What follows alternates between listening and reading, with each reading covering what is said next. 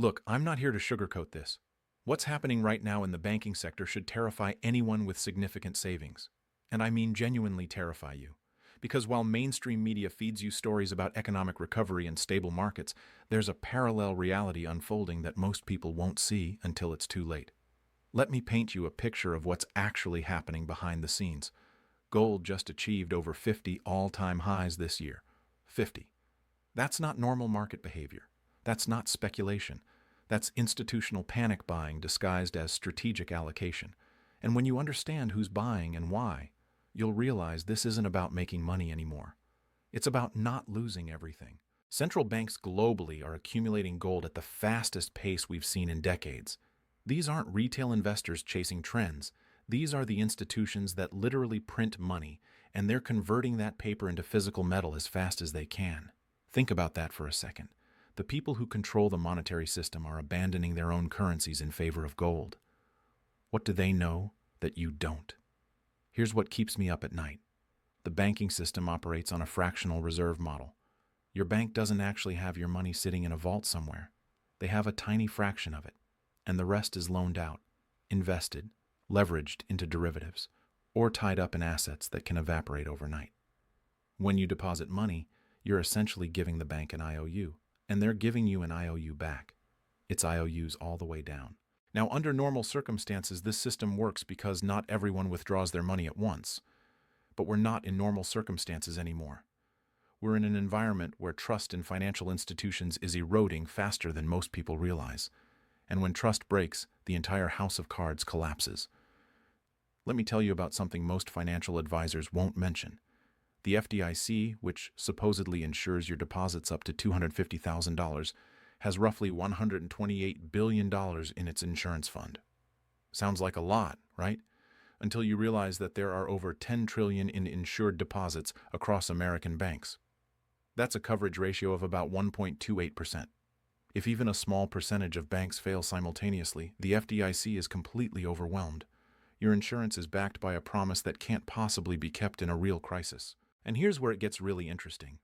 Gold prices have surged over 60% recently, driven by what analysts politely call geopolitical uncertainty and central bank buying. But let's decode that corporate speak. Geopolitical uncertainty means countries are preparing for economic warfare. Central bank buying means governments are quietly abandoning the dollar system. These are not subtle hints. These are alarm bells. I want you to understand the mechanics of what's happening. When central banks buy gold, they're not doing it for investment returns. They're doing it for survival. Gold is the only asset that isn't simultaneously someone else's liability. Your bank account? That's the bank's liability. Your bonds? That's the government's liability. Your stocks? That's a company's liability. But gold just is. It exists independent of any institution's promise to pay. This is why China has been accumulating thousands of tons of gold while simultaneously reducing their holdings of U.S. Treasury bonds. They're not stupid. They see the same writing on the wall that you should be seeing. The dollar's dominance is ending, not because of some conspiracy, but because of simple mathematics.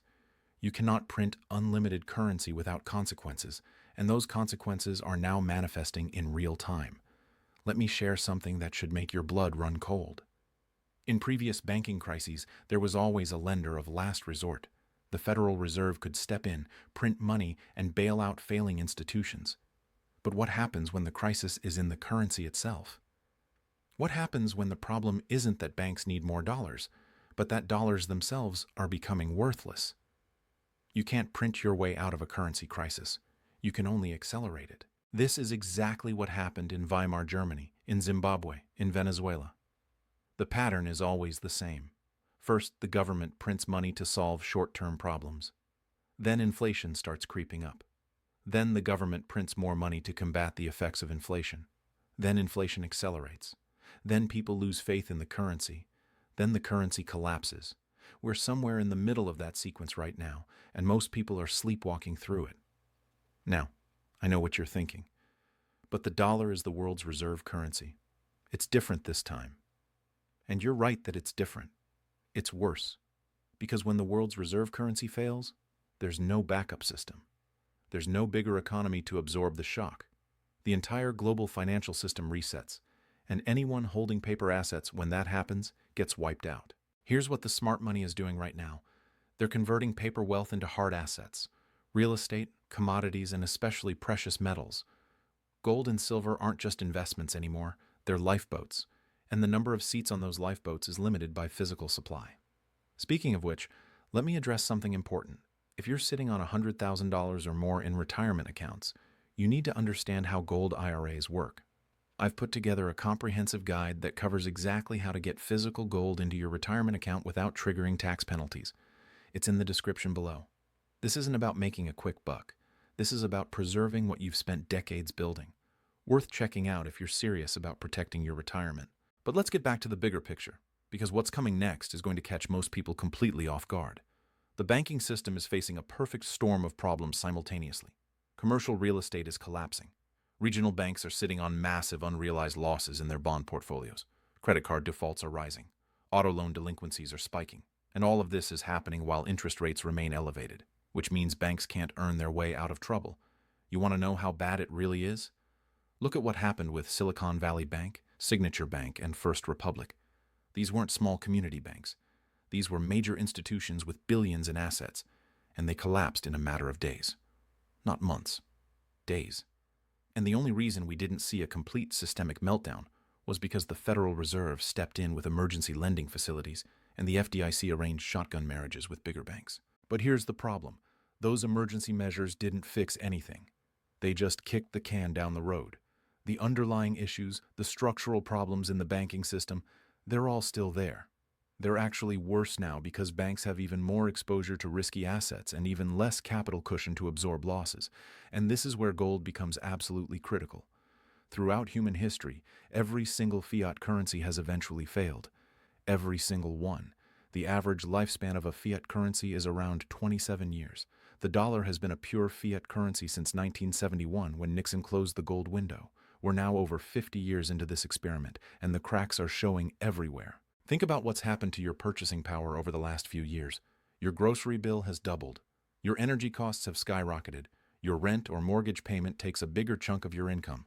Your savings account, which used to feel like a safety net, now feels like it's slowly evaporating. That's not inflation in the traditional sense. That's currency debasement. That's your dollars becoming worth less in real terms. Now contrast that with gold. An ounce of gold today buys roughly the same amount of goods and services that an ounce of gold bought 100 years ago. It's not that gold is going up in value. It's that paper currencies are going down.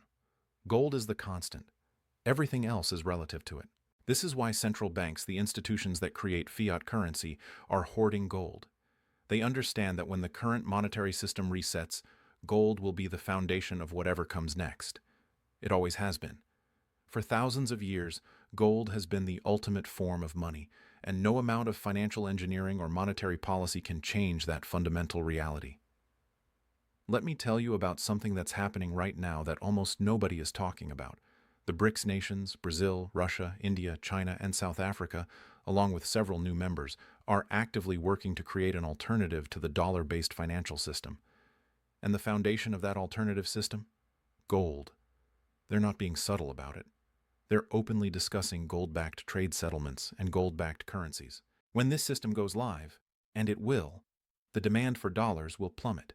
Countries that currently hold dollars as reserves will dump them in favor of gold or gold-backed alternatives. And when that happens, all those dollars will come flooding back to America, causing inflation that will make recent price increases look like a minor inconvenience. This isn't speculation. This is basic economics. When the demand for something decreases while the supply remains constant or increases, the value drops. We've printed trillions of dollars over the last few years. Those dollars are sitting in foreign central banks and in the financial system. When they come home, when they start chasing the same goods and services you're trying to buy, prices will explode. And here's the truly terrifying part. Your bank account, your retirement savings, your life insurance policy, all of it is denominated in dollars. When the dollar loses value, you lose wealth. It doesn't matter how many zeros are in your account. What matters is what those dollars can actually buy. And if history is any guide, they'll buy a lot less than you think. This is why people who understand monetary history are moving into gold now, before the crisis becomes obvious to everyone. Because once it becomes obvious, once the mainstream media starts reporting on currency collapse and banking failures, it'll be too late. The price of gold will be multiples higher, and physical metal will be nearly impossible to obtain at any price. I want you to understand the supply dynamics here. Gold is incredibly rare. All the gold ever mined in human history would fit in a cube about 72 feet on each side. That's it. And the annual production of new gold is tiny compared to the total stock. We're talking about maybe 1.5% to 2% increase per year.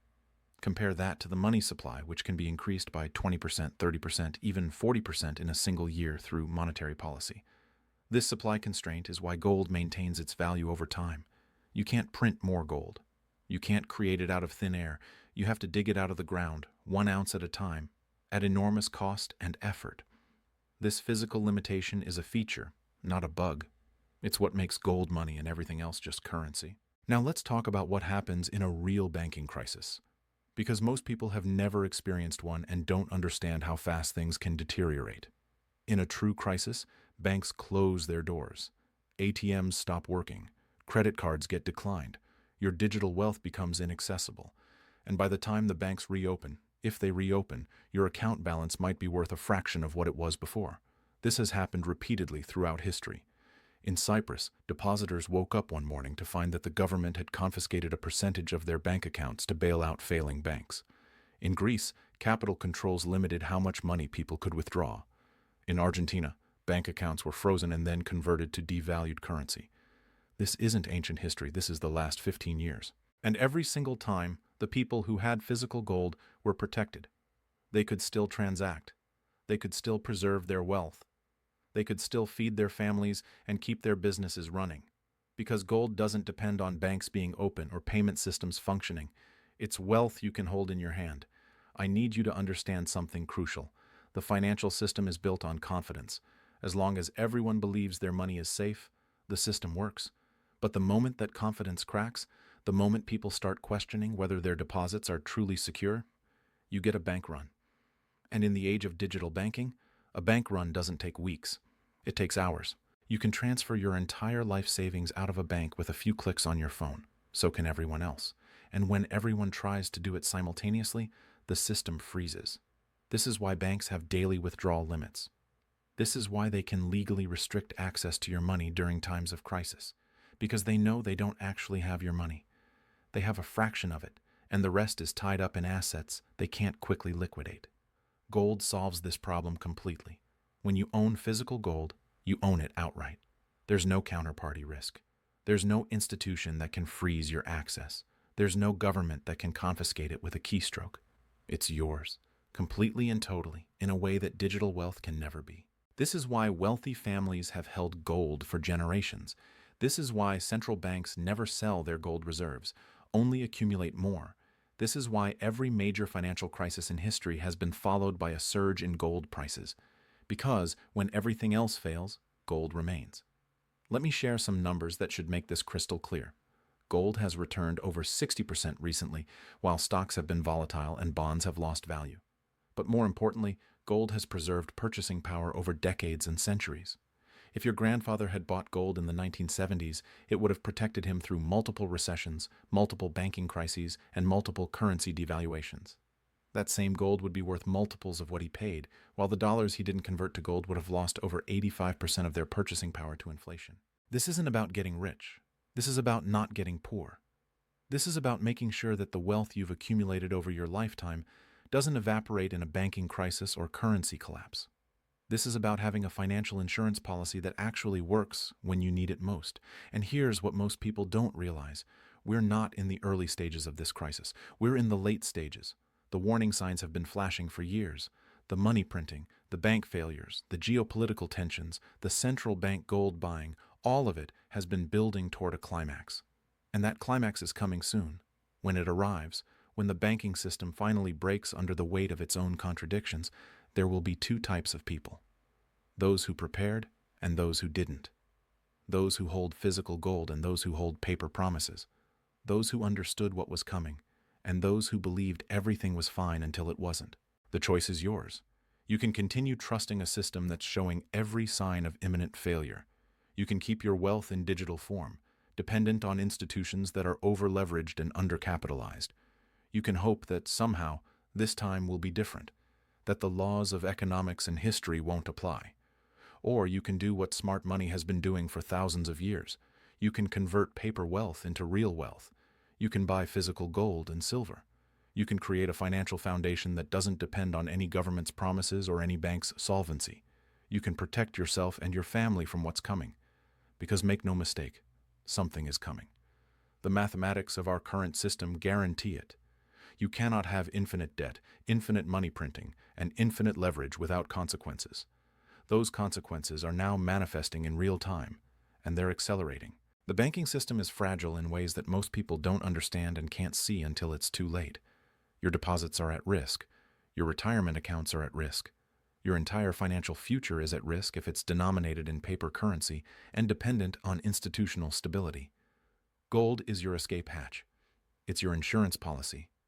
It's your way of opting out of a system that's designed to transfer wealth from savers to debtors, from the prudent to the reckless, from you to the banks and governments that created this mess. The time to act is now, before the crisis becomes obvious to everyone.